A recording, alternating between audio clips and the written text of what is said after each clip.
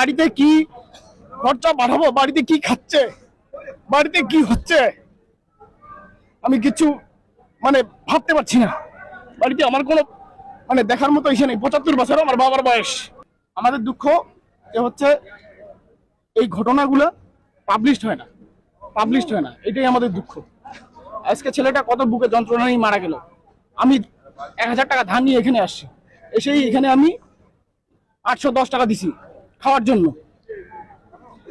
আমাদের দুঃখ যে হচ্ছে এই ঘটনাগুলো পাবলিশড হয় না, এটাই আমাদের দুঃখ। আজকে ছেলেটা কত বুকে যন্ত্রণা নিয়ে মারা গেল। আমি 1000 টাকা ধার নিয়ে এখানে আসছি, এসেই এখানে আমি 810 টাকা দিছি খাওয়ার জন্য। আজকে আমি বাড়িতে কি খরচা পাঠাবো, বাড়িতে কি খাচ্ছে, বাড়িতে কি হচ্ছে, আমি কিছু ভাবতে পারছি না। বাড়িতে আমার কোনো দেখার মতো ইসে নেই। 75 বছর আমার বাবার বয়স।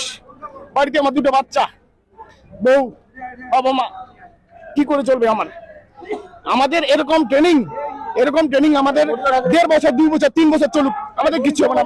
আমরা বাড়িতে যতটা খাটনি করি এগুলো আমাদের কিচ্ছু না। কিন্তু সমস্যা হচ্ছে আমাদের মানসিক টর্চার, এগুলো আমাদের টর্চার মনে হয়। হ্যাঁ, আমার সরকারের প্রতি আমার বিনম্র নিবেদন, আবেদন, আমাদের ব্যবস্থাটা একটু করুক। আর যদি মনে হয় আমরা বোঝা হয়ে আছি সরকার, তাহলে আমাদের বিদায় করে দিক। আমরা খুশিতে অন্য মজুরি করে খেতে পারবো। কিন্তু এই যন্ত্রণা না সহ্য হচ্ছে না। একবার পুলিশ লাইনে ট্রেনিং, একবার ডাবগ্রামে ট্রেনিং, একবার এলও ডিউটি, সেই duty, hand duty, than duty, বাইরে ডিউটি।